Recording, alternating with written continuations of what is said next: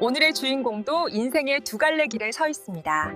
주인공은 어떤 길을 걸어가게 될지 같이 보며 공감해주세요. 테이블 위에 계약서가 놓여 있었습니다. 웨딩홀 직원이 건넨 펜을 손에 쥔 채 나는 움직이지 못했습니다. 지은이는 내 옆에서 테이블 배치도를 들여다보고 있었습니다. 설레는 눈빛이었습니다. 10년을 기다려온 사람의 눈빛이었습니다. 그 순간 핸드폰이 울렸습니다. 유라의 이름이 화면에 떠 있었습니다. 선배, 오늘 저녁 시간 괜찮으세요? 나는 핸드폰을 내려놓았습니다. 그리고 계약서를 바라봤습니다. 펜 끝이 종이에 닿을 듯 말 듯 흔들렸습니다. 지은이가 고개를 돌렸습니다. 서준아, 왜 그래? 나는 웃으려 했습니다. 그런데 웃음이 나오지 않았습니다. 10년이었습니다. 그 세월이 내 손목을 붙잡고 있는 것 같았습니다. 그러나 동시에 오늘 밤 저 메시지에 답하지 않으면 영영 모를 것 같은 무언가가 가슴 한켠에서 조용히 타오르고 있었습니다.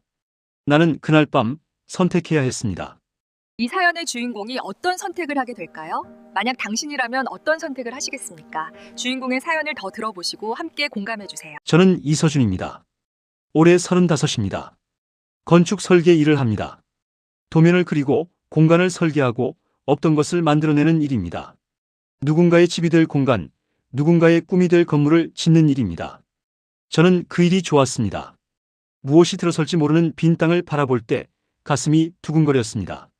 그런데 언제부터인가 그 두근거림이 일에서만 남아 있었습니다. 지은이를 처음 만난 건 25, 대학교 4학년 봄이었습니다. 도서관 앞 벚꽃나무 아래였습니다.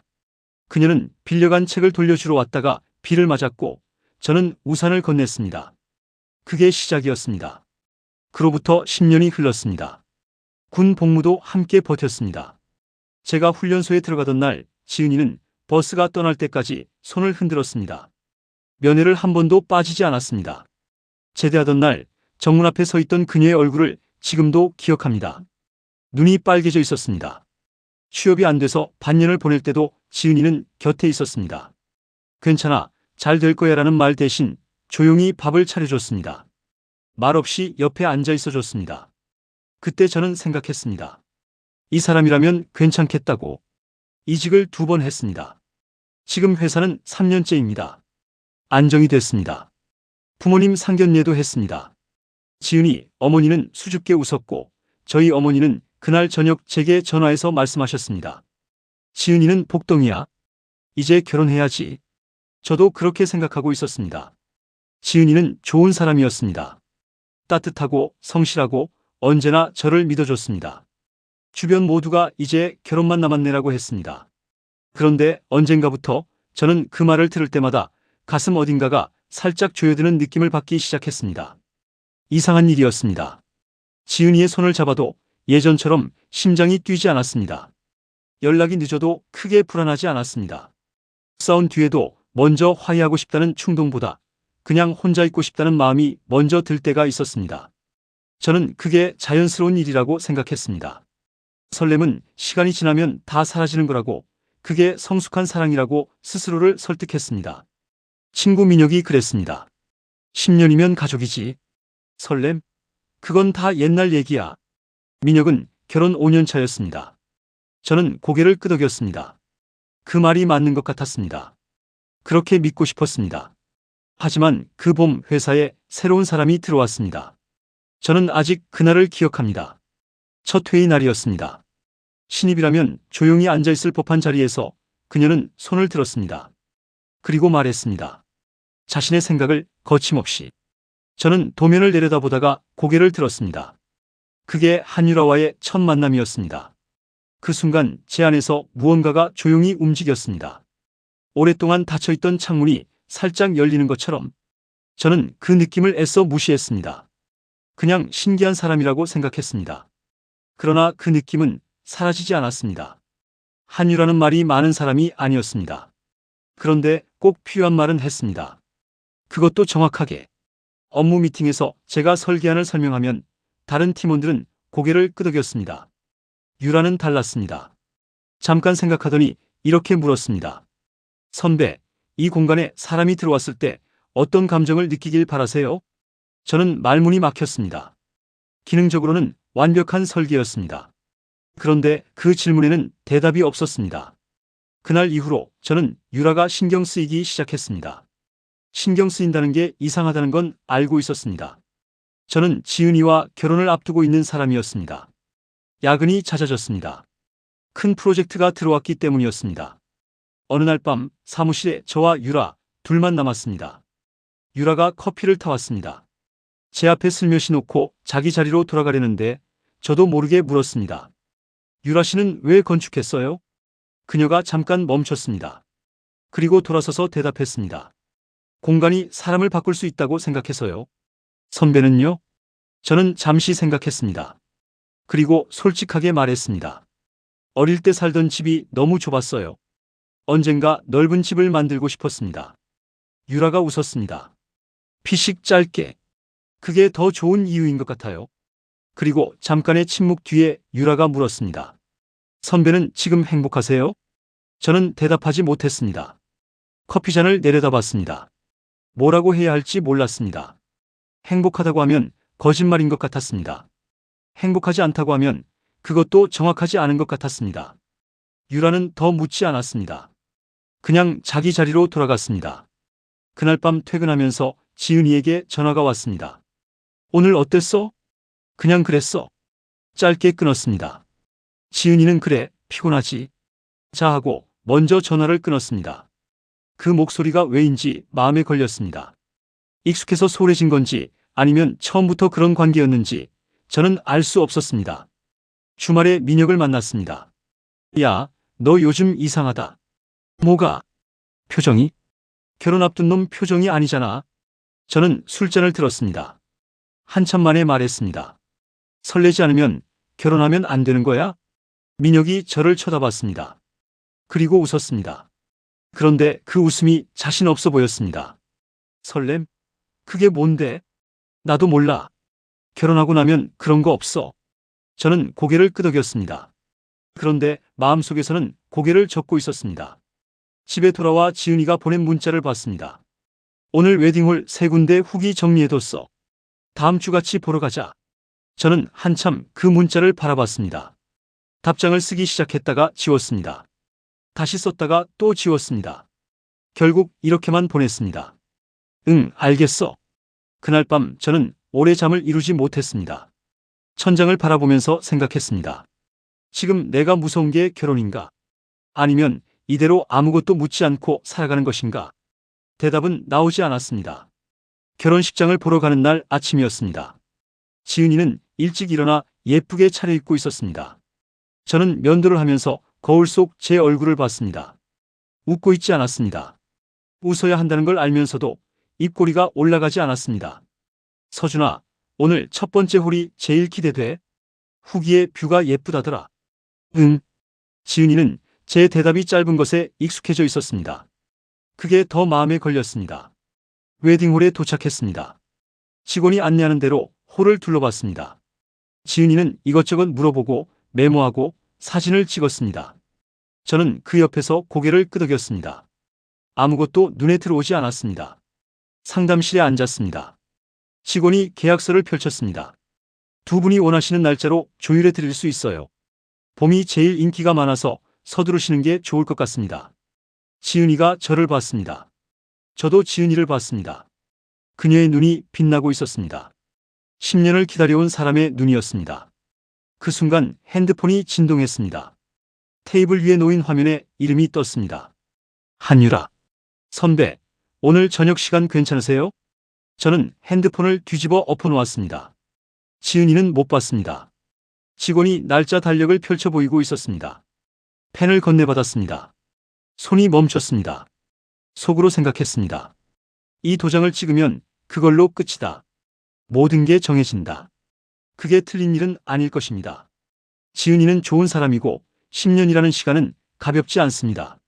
그런데 왜 손이 움직이지 않는 걸까요? 나는 지금 행복한가? 유라의 질문이 다시 떠올랐습니다. 그 밤 사무실에서 대답하지 못했던 그 순간이 지은이가 조용히 제 손 위에 손을 얹었습니다. 서준아. 저는 지은이를 봤습니다. 떨려? 그녀는 웃고 있었습니다. 걱정이 담긴 웃음이었습니다. 그리고 그 웃음 뒤에 무언가를 참고 있는 것 같은 눈이 있었습니다. 지은이는 알고 있는 것 같았습니다. 제가 망설이고 있다는 걸. 저는 그녀의 눈을 오래 바라봤습니다. 10년이 거기 있었습니다. 군부대 앞에서 손 흔들던 그 모습이, 취업이 안 돼서 방구석에 앉아있던 저 옆에 조용히 앉아있던 그 모습이, 말 한마디 없이도 저를 다 알고 있는 사람. 그리고 동시에 사무실 창가에 서서 선배는 지금 행복하세요? 라고 묻던 유라의 목소리도 들렸습니다. 저는 눈을 감았습니다. 두 개의 문이 있었습니다. 하나는 익숙하고 따뜻한 문이었습니다. 열면 알고 있는 풍경이 펼쳐질 겁니다. 안전하고 검증된 삶이 있을 겁니다. 다른 하나는 한 번도 열어본 적 없는 문이었습니다. 뒤에 뭐가 있는지 알 수 없었습니다. 두렵지만 그 문 앞에서만 가슴이 뛰었습니다. 나는 그 두 문 앞에서 오래 서 있었습니다. 자, 그럼 사연의 주인공은 어떤 선택을 하게 될까요? 저도 궁금하네요. 선택에 따른 이야기를 함께 들어보시죠. 저는 펜을 들었습니다. 그리고 도장을 찍었습니다. 지은이가 작게 숨을 들이켰습니다. 그리고 제 팔짱을 끼웠습니다. 아무 말도 하지 않았습니다. 그 침묵이 10년이 담긴 침묵이었습니다. 웨딩홀을 나오면서 저는 유라에게 짧은 문자를 보냈습니다. 미안, 오늘은 안 되겠어요.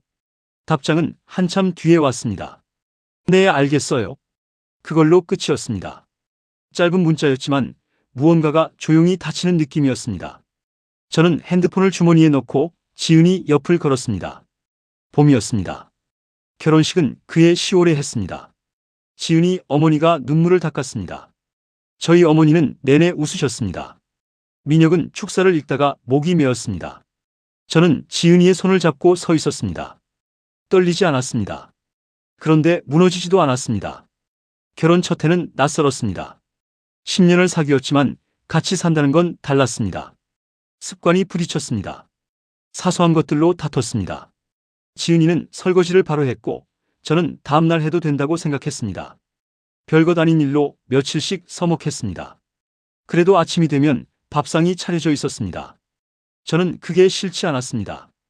유라는 6개월 뒤 회사를 그만뒀습니다. 작은 설계 스튜디오를 차렸다는 소식을 동료에게 전해 들었습니다. 대단하다고 생각했습니다. 그리고 그걸로 생각을 끊었습니다.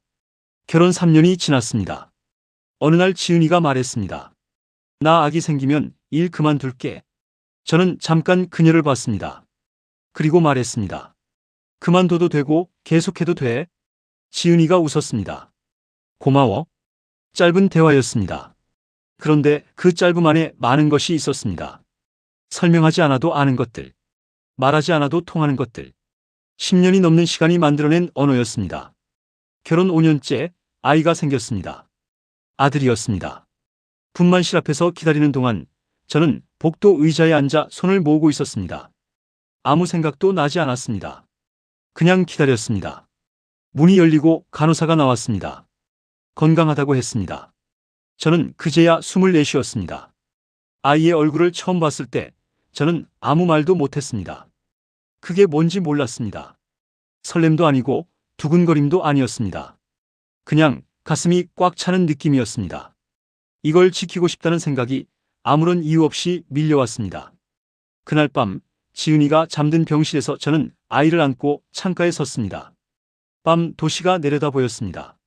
잘했다. 처음으로 그 말이 진심으로 느껴졌습니다. 그러나 때로는 이런 생각이 들 때도 있었습니다. 저녁을 먹고 소파에 앉아 서로 다른 화면을 보고 있을 때 대화가 줄어들고 일상이 반복되고 어느 날 문득 우리 언제부터 이랬지? 싶은 순간, 그 순간마다 저는 조용히 아이 방문을 열어봤습니다. 자고 있는 아이의 얼굴을 보면서 다시 마음을 다잡았습니다. 선택은 후회하지 않았습니다. 다만 한 가지는 인정해야 했습니다. 설렘이 사라진 자리에 안정이 들어왔지만 그 안정 속에서 나 자신이 조금씩 지워지고 있다는 느낌. 내가 원하는 것, 내가 꿈꾸는 것을 언제부터인가 입 밖에 내지 않게 됐다는 것. 그게 어른이 되는 것인지 아니면 잃어버리는 것인지. 저는 아직도 그 답을 찾고 있습니다. 네, 잘 보았습니다. 우리 사연의 주인공이 만약 그때 다른 선택을 했더라면 어땠을까요? 우리 함께 상상해 볼까요? 그날 저는 펜을 내려놓았습니다. 지은이가 저를 봤습니다. 저는 그녀의 눈을 오래 바라봤습니다. 그리고 천천히 말했습니다. 지은아, 나 솔직하게 말해야 할 것 같아. 지은이의 표정이 굳었습니다. 직원이 자리를 비켜줬습니다. 홀 어딘가에서 웨딩 상담 소리가 들려왔습니다. 다른 커플의 웃음소리였습니다.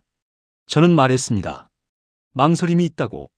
이게 사랑인지 시간에 대한 책임인지 아직도 모르겠다고. 오래 참아왔는데 이 자리에서 말하지 않으면 평생 말 못할 것 같다고. 지은이는 한동안 아무 말도 하지 않았습니다. 그리고 조용히 말했습니다. 나도 알고 있었어. 그 말이 가장 아팠습니다. 10년 동안 그녀는 혼자 알고 있었던 겁니다. 그러면서도 곁에 있었던 겁니다. 저는 그게 얼마나 무거운 일이었는지 그날에야 비로소 알았습니다. 헤어지는데 오래 걸렸습니다. 한 번이 아니었습니다. 만나고 울고 또 만나고 그렇게 3달이 지났습니다. 어머니가 아셨습니다. 전화 한 통 없이 한 달이 지났습니다. 유라에게 연락했습니다. 사실대로 말했습니다. 유라는 잠깐 침묵하더니 말했습니다. 선배, 나는 선배가 행복했으면 좋겠어요. 나 때문이 아니라. 그 말이 오히려 저를 돌아보게 했습니다. 유라와의 시간은 처음엔 낯설었습니다.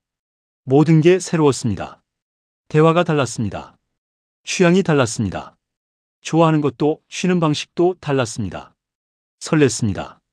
그런데 그 설렘이 부담스러울 때도 있었습니다. 모든 게 새롭다는 건 모든 걸 처음부터 쌓아야 한다는 뜻이었습니다. 다툼도 있었습니다. 유라는 감정을 숨기지 않았습니다. 불만이 생기면 바로 말했습니다. 저는 그게 처음엔 당황스러웠습니다. 지은이는 참는 편이었으니까요. 그런데 유라와 싸우고 나면 이상하게 후련했습니다. 쌓이지 않았습니다. 직업적으로도 변화가 생겼습니다. 유라가 어느 날 물었습니다. 선배, 꼭 하고 싶은 프로젝트 있어요? 저는 오래 생각하다 말했습니다. 작은 공공도서관을 설계하고 싶다고. 돈이 많이 드는 일은 아니지만 어릴 때 동네 도서관이 저한테 얼마나 큰 공간이었는지 아직도 기억한다고. 유라가 웃었습니다. 그거 해요, 선배. 그 말 하나가 저를 움직였습니다. 1년 뒤 저는 회사 일과 병행해서 작은 도서관 설계 공모에 참가했습니다. 떨어졌습니다. 다시 했습니다. 2년째 되던 해에 작은 상을 받았습니다. 지역 신문에 이름이 실렸습니다. 어머니가 그 신문을 오려서 보관하고 계신다는 걸 나중에야 알았습니다. 어머니와는 천천히 다시 가까워졌습니다. 한 번에 되지 않았습니다. 먼저 찾아갔습니다. 아무 말도 못하고 밥만 먹고 왔습니다. 그렇게 몇 번을 반복했습니다. 어느 날 어머니가 말씀하셨습니다. 네가 웃으니까 됐다. 저는 그 말에 오래 울었습니다. 집에 돌아오는 길에 혼자서 유라와 저는 여전히 함께입니다. 완벽하지 않습니다. 여전히 다투고 여전히 맞춰가는 중입니다. 그런데 아침에 눈을 뜨면 오늘 하루를 살고 싶다는 마음이 있습니다. 그게 작은 것 같지만 저한테는 크게 달라진 것이었습니다. 어느 날 저녁 유라가 말했습니다. 선배는 이제 행복해요? 저는 잠깐 생각했습니다. 그리고 대답했습니다. 아직 모르겠어. 근데 살고 싶긴 해. 유라가 웃었습니다. 저도 웃었습니다. 그거면 충분한 것 같았습니다.